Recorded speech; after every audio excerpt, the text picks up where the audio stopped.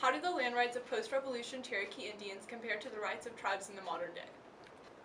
We chose this topic because land rights are a contemporary issue. We see this with tribes in Arizona battling government taking their land, things like the Standing Rock protests, where the government is trying to take their land in order to build oil. With the recent tax bill that's passed, we now have permission to drill for oil in Alaska, which is on native tribes land. So it's still something that's taking place today. Because it's such a complicated issue, there are pieces of legislation dating back to before the American Revolution that still affect tribes today. So it's important that we can simplify the issue and bring awareness to what's happening. Our target audience was UT students because they are, as college students, they're going to grow up and be future policymakers and the people who can enact the most change right now.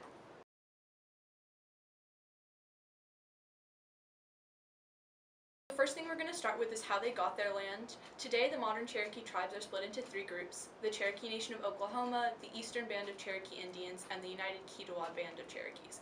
Each of these groups received the land that they currently reside on in different ways. The Cherokee Nation of Oklahoma is comprised of descendants of groups forced to move during the Trail of Tears and also Old Settlers. Old Settlers were the groups removed from their lands prior to 1833 and are subject to the treaties of 1828 and 1833.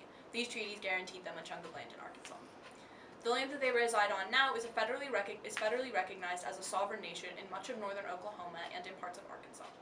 The Eastern Band of Cherokee Indians is comprised of, at the time, fugitive Cherokees living in North Carolina who had evaded attempts at removal. Legally, they were not citizens of the United States, nor any state that they lived in. Because of this, they were not allowed to purchase land or have rights to property. In order to gain land, the tribe gave adopted Cherokee Will Thomas money to purchase the land for them to live and work on. After the Civil War, the tribe was able to form a corporation so they could then purchase and have rights to the land. It remains untouched by the U.S. government attempts at legal control and today is known as the Qualla Boundary in western North Carolina. The United Kiowa Band of Cherokees resides in the same 14 counties as the Cherokee Nation of Oklahoma, though they pursued a different lifestyle. In 1809, they requested from the President of the United States that the two groups be allowed to split so they could pursue a more traditional form of life. In 1817, the federal government granted them land on the other side of the Mississippi River. At the beginning of the 1830s, nearly 125,000 Native Americans lived on millions of acres of sacred land in Georgia, Tennessee, Alabama, North Carolina, and Florida. Making room for the United States' growing white population, President Andrew Jackson ordered the removal of some 16,000 Cherokee natives.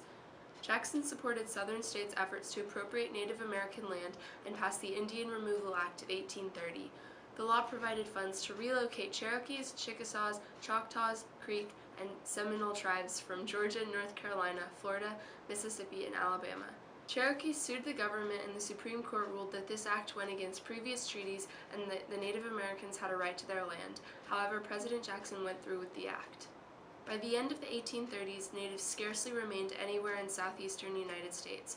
Due to exposure, malnutrition, and disease, 14,000 of these men, women, and children died on this Trail of Tears thousands of miles across the Mississippi River westward. Those who refused to give up their sacred lands were forcibly evicted and imprisoned in stockades to await deportation.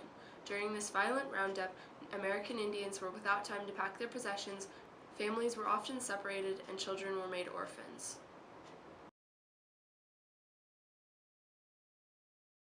There have been a lot of legal issues in relations with the Native Americans and the United States in terms of land.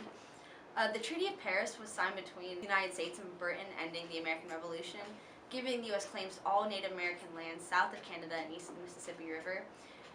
Tensions rose after the Cherokee chief Doublehead is murdered for negotiating unfavorable land agreements with the United States government. In 1808, a delegation of Cherokee traveled to meet with President Jefferson, ultimately ending with their refusal to relocate west of the Mississippi River, but promises to work towards living a more civilized life, which did not happen because of the Trail of Tears. On July 4th, 1827, the Cherokee Nation publishes its constitution, modeled after the United States Constitution. It describes of a three-branch government, a form of the Bill of Rights, and transforms Cherokee power to a national scale. Native American land laws and acts in the past have changed over time. The Worcester v. Georgia ruling ruled that Cherokee Nation has autonomy in the state of Georgia. in 1832. The Indian Gaming Regulatory Act ruled that Native Americans can operate gaming or gambling institutions on their land, but with federal regulations, which proved an economic benefit for Native Americans. Today, Native reservations are sovereign and mostly autonomous. While they do receive some federal help with resources and healthcare, they govern themselves and are allowed to use their land to their advantage and benefit. However, there is a lot of tensions with this. Throughout the law, they are ruled sovereign, but as proven through history, it does not always turn out like that. Native Americans face many similar issues that African Americans do. Native Americans are 1% of the national population, but are 2% of the nation's police killing.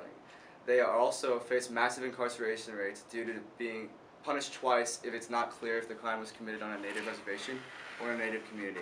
Throughout history, Indians have been displaced for the reaping of their indigenous areas and natural resources, with Americans and Indians clashing over the mining of gold. Today, the issues over oil and the pumping out of Native communities. Many tribes stand on the front lines of the placement of these pipes and face incarceration for standing up for something that is already legally theirs. Native Americans face high unemployment and poverty rates. Nearly 27% of Native Americans live in poverty on the reservations. For some Native populations, it's even worse.